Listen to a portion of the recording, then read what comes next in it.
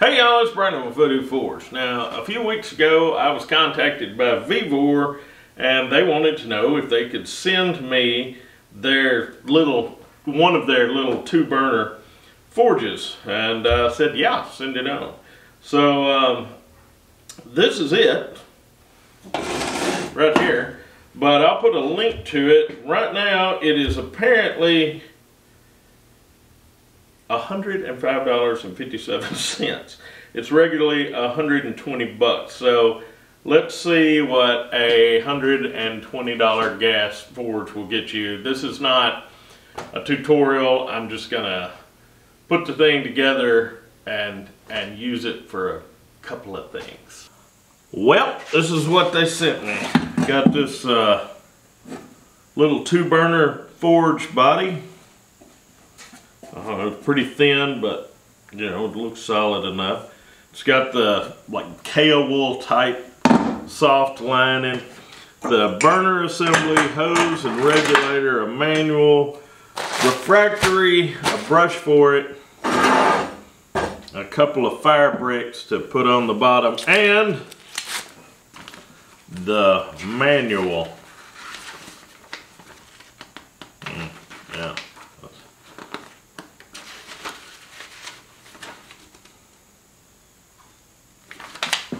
Now, one thing that this did not come with is rigidizer. Now, you don't necessarily need rigidizer, but let me tell you what it does. This soft fiberglass insulation, if you don't use it and you start firing the forge up, every time you fire it up, it disintegrates the fiberglass a little more, and when it disintegrates it, it puts it into the air and you breathe it. We already breathe enough stuff, we probably shouldn't. So that's not good.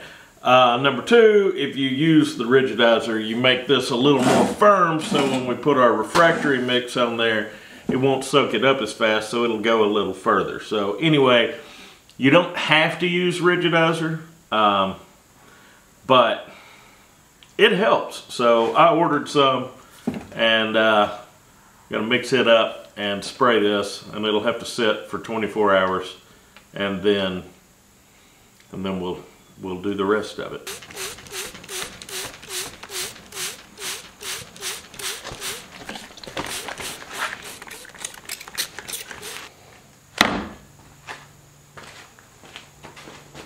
It has been over 12 hours. I'm going to fire this thing up, make sure everything's working okay before I use it this weekend.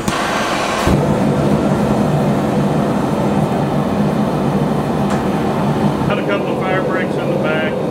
Seems to be burning pretty good. I'm going to stick a piece of 1-inch rebar in here. Let's see how long it takes to heat. We are at 4 minutes, and okay, the ends are hot.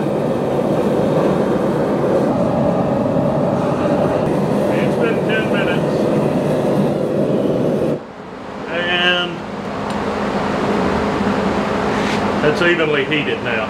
So now that the forge is up to temperature, it wouldn't have problems heating things in the middle, but there was a cold spot until it heated up. Everything seems to be working fine. We're gonna let it cool off and use it this weekend. Got it put together. It's lightweight, so the first thing I wanted to do was I actually had a class the next weekend after I put it together in Granville, Tennessee, and so I took it for my guys to use in the class.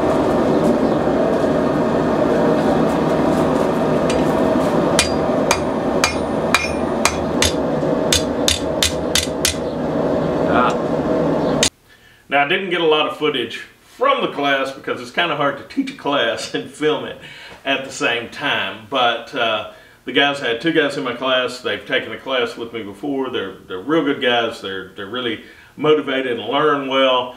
And they both got a fire poker, and we forged, ground, and hardened and tempered cold chisels made from coil spring in that class.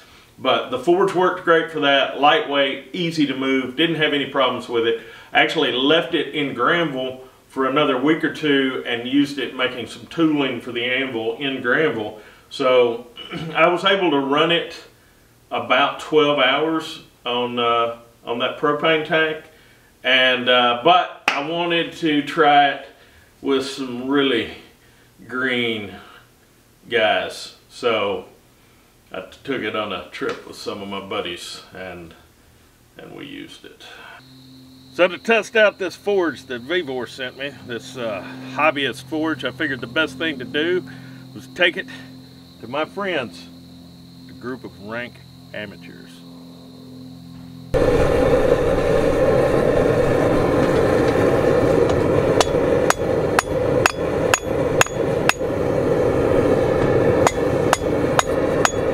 Rubber to the edge, just a hair.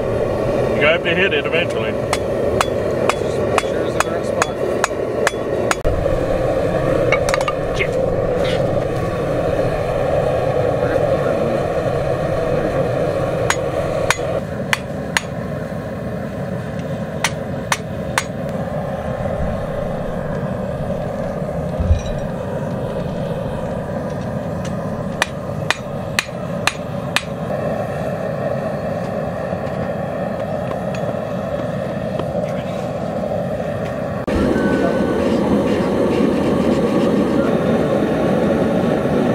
Alright, so we all got our fire pokers made. What y'all think about the forge?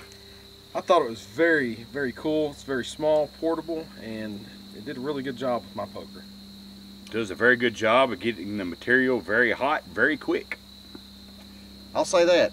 After the first heat, I could put it back in there every 30, 40 seconds, and I mean, it would cherry back up, able to move the metal. We got it on the first take. Yay us. We didn't. Alright, so everybody got a fire poker made, and we all had a lot of fun like we always do. That's one of my oldest groups of friends. That is my oldest group of friends. Anyway, good dudes, but it worked well. Everybody understood it. You know, they've never used a forge before. They understood how to operate it and everything. So good job, Vevor. Now let's talk about the pros and cons. Okay, so the first big pro is it's dirt cheap. I mean, if you buy this thing, if you are a hobbyist blacksmith and you're gonna be forging, you know, a couple of Saturdays a month, maybe a few evenings during the week, this would be a great starting point. This would be a super starting point. The price is, you can't beat the price on it. The first con I would have is I don't like the regulator. I like a pressure gauge on mine where I can tell what it is. This doesn't have that. It's not a big deal. You can use it like this until you figure out what you want. You could replace this if you wanted to. Another pro is it is really lightweight.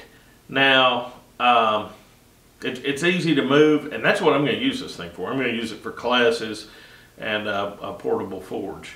So the weight and the ease of portability is good.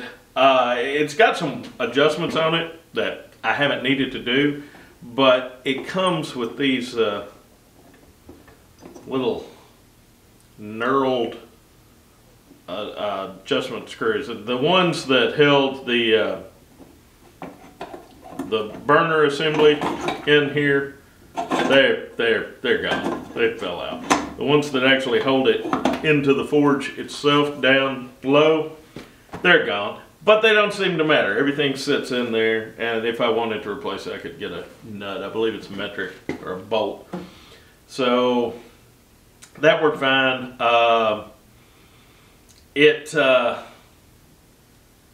notice that when it was hot and we shut it off to take a break or something, when restarting it, you had to make sure you closed the valves up here, cut it on at the tank, and then opened one valve and then the other. It wouldn't light right if you didn't do that, but that's just something you learn using it. A lot of the time that I have used this, I just used one burner. And I know, you know, the burners are sized to the area, but you can take a fire brick and poke it in the back of this thing and block off this burner and use this one. I didn't have any overheating problems. Now, the most I've run it in a row was probably about 3.5 hours in one go. So it got warm up here, but it didn't get super hot. There was no danger. The stinking of the burning off paint is a bit of a negative. I know they got to paint these things so they're rust resistant or whatever until people get them, but I do not understand why they paint things that are going to get hot. My overall impression of this thing is it's really good. This is a great beginner forge, and it has places where you can use it professionally. It's dirt cheap, so if you need a travel forge, it's great. The lightweight and the refractory is a little, you know, not the best in the world, but it's like $106. So it's really hard to beat for that price. Whether you're starting out or you have a shop, you know, it would not hurt to have one of these running around. I'll tell you something about this Vevor company. They're not paying me for this. They just gave me the forge for this. This is my honest opinion, and I can assure you, I wanted to hate it, but I can't. It's not going to last you a lifetime. It's not a lifetime tool, but it's definitely a figure out if you even like blacksmithing at all tool. And like I said, there are uses for it for the professional. So what do y'all think? What are y'all using? What are y'all forging with? Does anybody have one of these? Do you have one of the other Vevor forges? Let me know in the comments. And y'all behave yourselves.